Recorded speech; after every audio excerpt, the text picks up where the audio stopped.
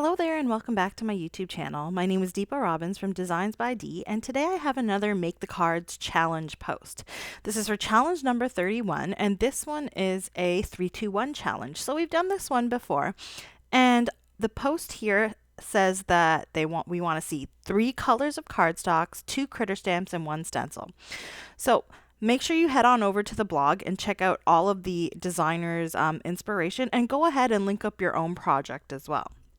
So for myself, I chose yellow, white, and pink as my colors of cardstock, and I'm going to be doing some glimmer pasting with Nuvo Glimmer Paste. This is the Moonstone one, along with the Memory Box Modern Pinpoint Floral Stencil. So I've got my craft mat down here to protect my surface, and this glimmer paste I have not actually used before. It is very pretty. It's white and shines all kinds of different colors, so it really is nice because it kind of picks up the color of what's underneath it. So because I have that yellow, white, and pink cardstock underneath, it's kind of just gonna pick up the color of those and then also shine all that pretty little white diamondy type color that it's got, like the glitter sparkle that it's got in there.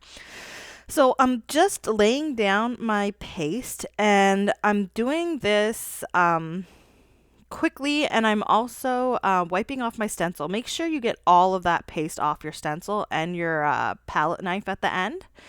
And you can see the result is absolutely stunning. I really like this, and I think those little leaves tie in with this little fall card I'm making. So here's a little tip.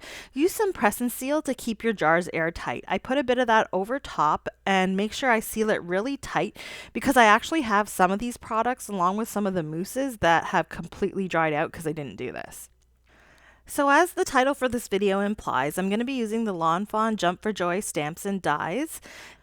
And I'm going to use my stamp positioner here to stamp these out with a different type of ink. So this is the Finesse from Spectrum Noir Flagstone ink, and it is alcohol proof. And because I'm going to be using some Spectrum Noir alcohol markers, I figured it'd be best to use the coordinating product. Most people don't have this. It's kind of a new product. If you don't, you can always just use the Memento Tuxedo Black ink, which is also safe for Copic coloring or any type of alcohol ink coloring. So that's the result that I get there. And I've also stamped out a few more little bushes or like piles of leaves. And like I said, I'll be using the Spectrum Noir Tri-Blends, and I'm going to try my best here. I think I've got all of them. I'm listing all of the colors that I'm using in the top left corner of this video. And I'm not doing anything crazy here. I'm just doing some normal Copic coloring. Well, in this case, Spectrum Noir marker coloring. I'm starting with my darker color, and I'm coloring in the little shadows, and then I'll be using my mid color, which will kind of blend out the darker color, and then my lightest color to blend out the entire thing. Now, the thing that I notice with these tri-blend markers is that it's best to blend dark to mid, and then when you use your lightest color, don't color over the darkest, because some of these markers, it really kind of takes the color away from the darkest. So I tried my best to just keep that lightest color over the medium and then the extra part that I'm coloring in. I didn't go over the darkest color that much because I found that it kind of lightened it a bit too much. So I'm showing you one little leaf pile that I colored in, and I'll also show you how I colored in the little fox and that little porcupine or hedgehog critter over there. So these are my 2 critters for the 3-2-1 challenge. So I had that 1 stencil, these are the 2 little critters, and then my 3 colors of cardstock were the yellow, white, and pink. And I do want to mention while I'm doing this coloring here, you see that I have these long strips of white cardstock. So these are actually the extra pieces of white cardstock that I cut off from my card bases. So my card bases tend to be a bit thicker so that they're more sturdy. And when I'm doing the card fronts that I do, because I tend to have a lot of layers of cardstock, to keep the card weight, I use Neenah Exact Index cardstock. So because it is an index cardstock, it is 110 pound, but it is thinner. It is not really thick. These are really thick pieces, but because I'm like going to be cutting out little pieces to add to my card, it's not going to give it too much weight. So my point here is that I don't waste anything. So every time I cut out my card bases, I always have extra little pieces that I keep aside.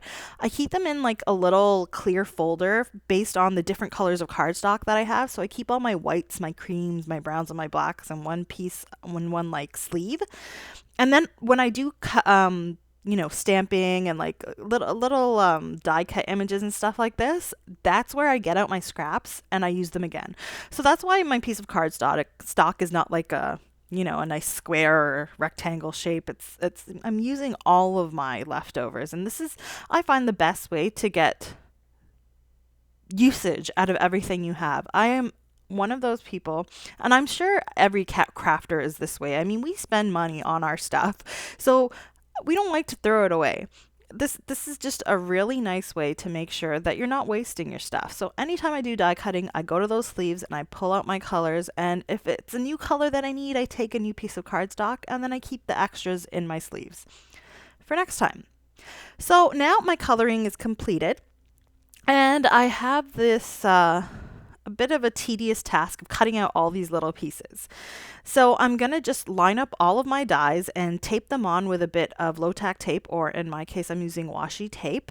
You don't need to see me doing all of this because it takes a bit of time. And I actually decided to run these through my small little Sizzix sidekick, so I could just do it on screen for you. So here's how I basically do it. Just run it through, and there the little pieces just pop out, and you're good to go. So I've done the rest of them, cut them all out, and these are all the little pieces that I end up with that I'm going to add to my card. So now I need a sentiment. I'm using the same stamp set, and I'm going to use the Jump for Joy in scripty writing along with the It's Your Birthday. You kind of have to line those up together and put them on your acrylic block. And I'm just going to stamp these out in some VersaFine Clear Nocturne ink. Again, this is another scrap piece of cardstock, so I'm making sure I'm not wasting. And I'll stamp both of these out, and I will cut them to size. Now, the little strip, It's Your Birthday, I cut out with Tim Holtz guillotine cutter. I love that thing. And then the Jump for Joy, I just fussy cut with some of my good scissors. And I've kind of mapped out where I want everything on this card. I haven't stuck everything down yet. And I'm going to use a lot of foam squares to kind of attach all of these little pieces.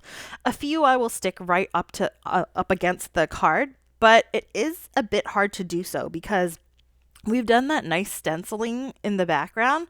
So it kind of makes it harder for the glue to stick to the background there. I'm going to do it here, and you probably just need to add take a bit more time to add some pressure there so it sticks down, or maybe just add a bit more glue. You could also use some double-sided tape, which would make this much easier. So I'm deciding to use as much foam as I can, but not entirely, because I want to have different levels of dimension with my leaves here. Some that are a little further back, some that are a little popped up. So that's how I'm placing that all down there. And then the next step will be to add this little sentiment at the bottom. I added some tiny little foam squares to that, so that's also popped up. So my two little sentiments have a bit of depth to them. And I realized this wasn't really sticking, so I added a bit of foam tape at the bottom as well. And there's my extra glue. It really needed that to kind of stick down on top of that glitter paste. So I'm just going to have this little hedgehog or porcupine. I'm really not sure which one it is, but it's a cute little critter. I'll have it like kind of jumping in the leaves there. And the little fox is just going to be off to the side trying to rake them all up, which is how I imagine my kids would play in the leaves. Except in that case, I would need 3 critters, but 2 is good for now. So once I get that all down there, I'll pop up the rest of these little leaves with some more foam squares. Now these foam squares are really nice. I got them off of Amazon. I will link them in my blog post for you.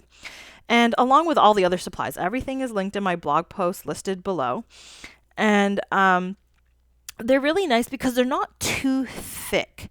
So these ones are about like 1/8 of an inch. They're really not that thick. So if you are one of the, if you don't like sending stuff in the mail that's going to get squashed, but you want a bit of dimension, these work very well for this, because when you have the thicker ones, they tend to get squashed more, and it also adds more thickness to your envelope, which might not be allowed. So this is my card base. It's the dimensions I had noted. It's 5.5 by 4.25, your typical A2 size card, top folding. And I'm using my Distress Oxide ink. So this is the newer pink, the Kitsch Flamingo, which I found matched very well with my cardstock, which is why I picked it. And then the same thing with the yellow, the scattered straw. I'm going to use that here and mix that in. Just like I colored in my leaves, it'll mix in the middle and form this orangey tone. So I found that it matched very well, which is why I used these colors. So I used them in the background. I did try to add an orange instead of the white, but I found that the color was just a little too... It was too vibrant. I wanted the pink and the yellow to stand out a bit more, so that's why I used the white on the front. And I knew that my leaves, once the colors mixed together, they'd form the orange anyways. So that gave it that variation in tone. So I'm just blending these out here on the inside of my card. This blending from that yellow to the white definitely works best with these blending brushes. It's a little harder to do with sponges. So now that I'm done with that, see, I'm kind of blending in a bit more to the white because it is a little splotchy. But again, with these oxides, they kind of even out a bit as they dry. So once that's done, I'll get my sentiments out. I have this Honeybee Stamps Inside Birthday Stamp Sentiment stamp set, a lot of words. I've been using this a lot lately. I tend to make a lot of birthday cards, so this one's a really nice one. It's got a bunch of different sentiments, and it's got a nice like scripty happy birthday that I'm going to use here. And I'm going to use some VersaFine Clear Charming Pink. Oh, sorry, this one's not the scripty one. There is a scripty one as well. And that looks nice. So I decided I have some of these leaves left over.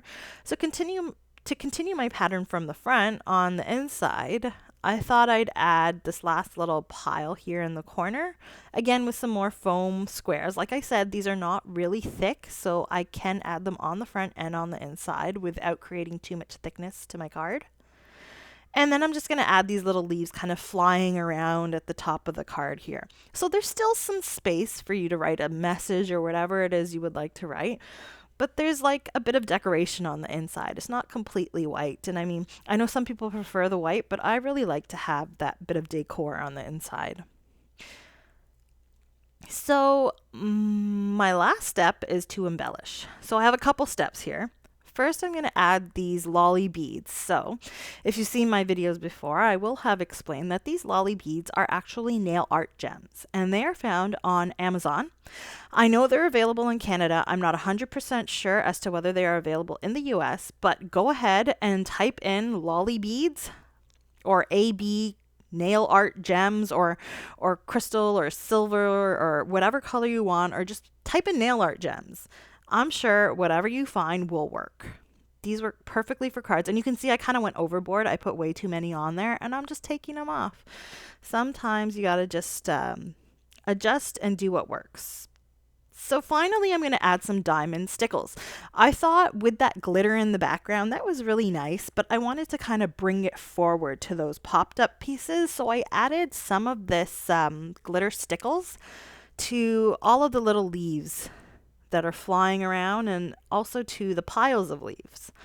Now, unfortunately, I videoed my final image of the card before I completely finished, because once this was dry, I actually went and added those diamond stickles to the inside of the card as well. So this little leaf pile and these leaves, I've added it to that as well. You can do that if you want, or you can leave it blank like this. It's completely up to you.